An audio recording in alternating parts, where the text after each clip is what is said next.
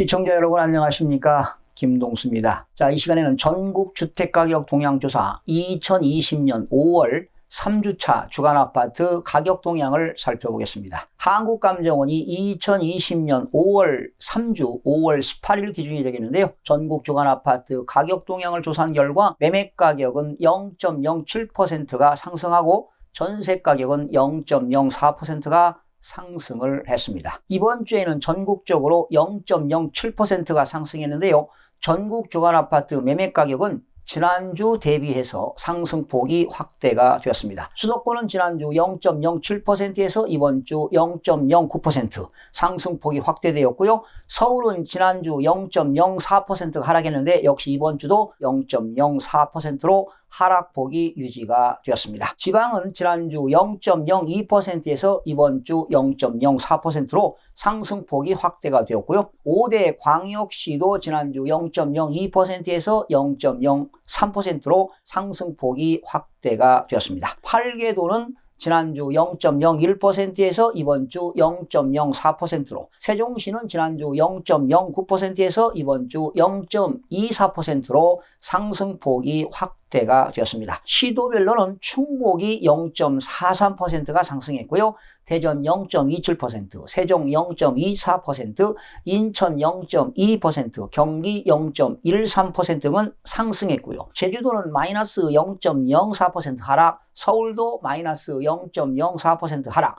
경북 마이너스 0.03% 하락, 광주 마이너스 0.03% 하락, 역시 부산도 마이너스 0.03%가 하락을 했습니다. 공표지역 전국의 176개 시군구 중 지난주 대비 상승 지역은 71개에서 81개로 증가가 되었고요. 보합지역은 33개에서 24개, 하락지역은 72개에서 71개로 감소가 되었습니다. 수도권은요, 이번 주 0.09%가 상승했는데 서울은 마이너스 0.04% 하락, 인천 0.2% 상승, 경기도도 0.13%가 상승을 했습니다. 서울은 지난주 마이너스 0.04% 하락했고 이번 주도 마이너스 0.04% 하락했는데요. 지난 5월 6일이죠. 정부가 주택공급 방안을 비롯한 시장 안정화 정책과 실물 경제 위축이 지속될 것으로 예상되는 가운데 일부 단지는 급매물이 소화되며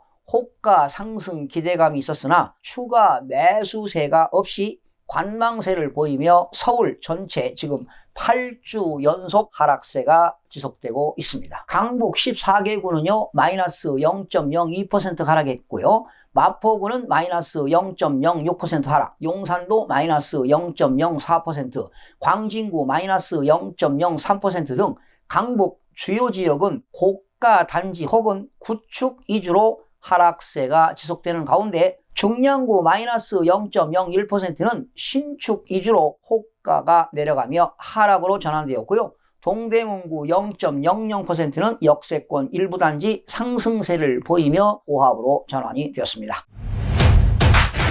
강남 11개구입니다. 이번 주 마이너스 0.05%가 하락했는데요. 강남 4구입니다. 서초는 마이너스 0.14% 하락, 강남도 마이너스 0.13% 하락, 송파구 마이너스 0.07% 하락했는데 일부 단지 급매 거래 이후 호가가 상승했으나 경기 침체 및 이번 사태 재확산 등 추가 하락 가능성으로 추격 매수 없이 하락세가 지속되고 있습니다. 강동구 마이너스 0.06%는 그간 호가를 유지했던 9억 이하 일부 단지에서 실거래 및 호가가 내려가며 하락폭이 확대가 되었습니다. 강남 4구 이외의 지역은 구로구는 0.06% 상승, 금천구 0.01% 상승은 중저가 및 역세권 단지 위주로 상승했으나 그 외 지역은 모두 보합 내지 하락이 되었습니다. 인천은 지난주 0.24% 상승했는데 이번 주도 역시 플러스 0.2%가 상승을 했습니다. 특히 부평구입니다. 부평구는 0.35%가 상승했는데 부평구는 정비사업 기대감이 있거나 교통 호재지요, 7호선 연장 및 GTX B가 있는 역세권 단지 위주로 상승했고요. 남동구 0.28%는 노년 9월 만수동 일대 위주로, 계양구 0.27%는 계산동, 효성동 위주로 상승했으나 동구 마이너스 0.05%는 만석동 구축 위주로 수요가 감소하며 하락으로 전환이 되었습니다. 경기도는 지난주 0.10% 상승, 이번 주는 0.13% 상승으로 경기도는 상승폭이 확대가 되었습니다. 특히 안산 단원구 0.49%가 상승했는데요. 정비사업 진척이 있거나 교통호재지요 신안산선 영향이 있는 지역 위주로, 구리시 0.36%는 8호선 역사 예정지 인근 위주로, 광주시 0.30%는 태전지구와 경강선 역세권 단지 위주로 상승했는데, 역시 경기도에서 교통 호재가 있는 지역은 계속 상승폭이 확대되고 있는 것으로 조사가 되었네요. 특히 수원 8달 0.27% 상승, 영통구도 0.2%, 역시 교통 호재지요 신분당선 연장, 상대적으로 저평가된 단지 메탄동 등 위주로 용인 수지구 0.21%가 상승했는데, 수지구 상현동, 죽전동, 신봉동 일대 구축단지 위주로 상승을 했습니다. 역시 교통호재가 있는 지역은 꾸준하게 상승하는 걸로 나타났습니다. 지방은 이번 주 0.04% 상승했습니다. 5대 광역시 0.03% 상승, 세종시가 많이 올랐습니다. 0.24%가 상승했습니다. 특히 대전이 꾸준하게 상승하고 있어요. 학군도 좋고 또 투기 수요가 좀 있지 않습니까? 대전은 0.27%가 상승했습니다. 특히 동구